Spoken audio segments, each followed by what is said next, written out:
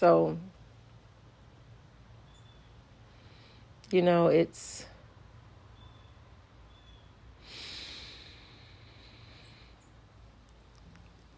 when you look at someone that you would deem as beautiful, that you would deem as great-spirited, fun, loving, kind, passionate, sweet, a go-getter, confident. When you see those people through your eyes, you see it on them, that you would define as beautiful, and all the positive things that you would see all the positive things in them, and then you have a personal interaction with them and experience with them, and they tell you how they got to where they are.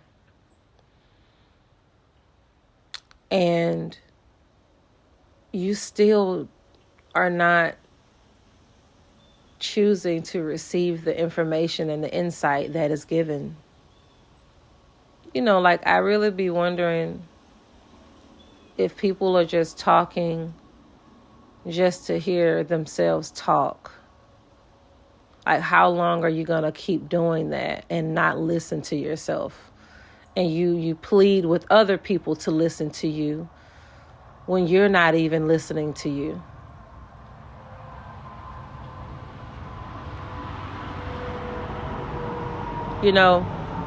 Think about it.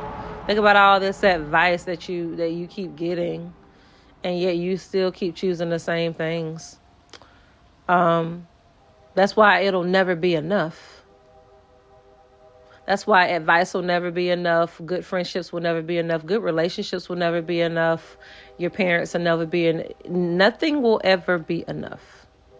You can have it all and still not see it all until you see yourself. Until you see yourself. So it's best to learn how to be alone. Just because you're alone doesn't mean you're lonely. It's all in perspective. It's all in perspective. It's all in perspective. But yeah, back to what I was saying. Like, when you see someone who that you see something in them that you admire, and you see the change, and you're just curious as to how, and they tell you, man, take that as a gift from God, because relationships they are built just like you are built, based on how you build it, based on your foundation. It's based on your foundation that you've given to yourself.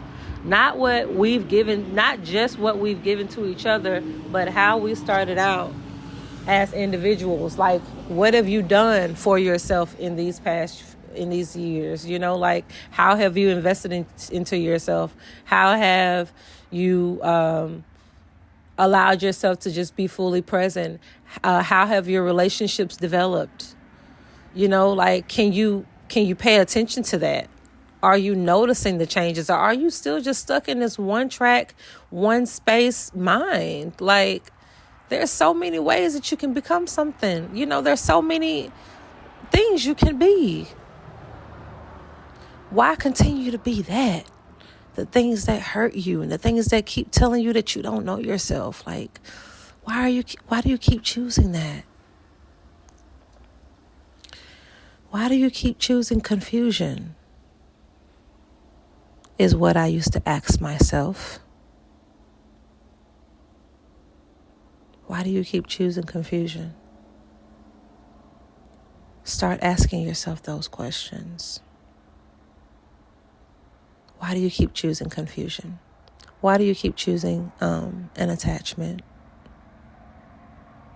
You feel that you are not connected. Why do you keep choosing that?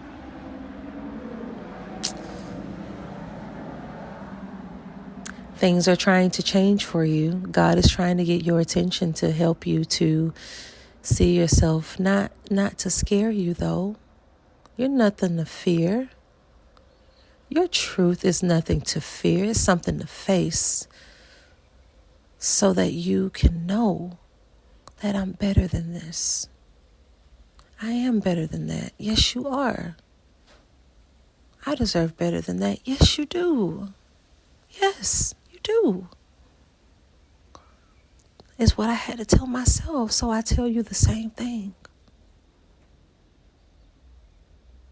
I just want everybody to heal and to embrace it, not only for ourselves, for each other. Reveal your truth so that you can help somebody else. It sets us free. It sets us free. It can spread just like bad news can. Why we keep spreading that? Why we keep spreading the negative? Nah, I'm gonna get through mine. And I ain't putting no pressure on myself. I'm letting go. I'm facing it. Whatever God presents to me for me to see, the little things that you think that God forgot, those moments you tried to forget, God bringing them back just so that you can see that he don't forget anything. It can be a different time, same scenario, and he's giving you the opportunity to gain a different perspective. That is why it keeps coming back to you, because you're still choosing not to change. You're still choosing not to change. That's why your situations are still remaining the same. It's like in your mind, you may think they're getting a little bit better, a little bit different. Same script, different cast. Oh, that's a song. See, that's why there's a song for everything, y'all. That's why I love music. Same script, though, different cast. Close it. Close the book. Close it. Close that chapter. Change it. Change the script. Change the script. Yes, change the script. Just change it. Just change it. Anything you feel you want to change, just change it. God helps you to do that with the insight that comes to you. You know, with the time, not the time, but with the intent that you make to make time what you want it to be, whether, you know, how that, you know, that can start out with meditation, that can start out with anything that you've come across that has given you some sort of peace and ways to have a calmness and a peace around you to start every moment of your day. Every moment of your day. Because we're thinking that it's just something that you do in the morning and then you cut it off. No, God is omnipresent. God is always with you. God is within you. Wherever you go, God is there. Before you, while you on your way, when you are en route, when you are returning, when you are so-called stuck, God is everywhere. He's just guiding all of your footsteps. And remember, you are a part of it too. So if you are being the one that's resisting, and then you try to blame God for not doing something that you think that you are supposed to do,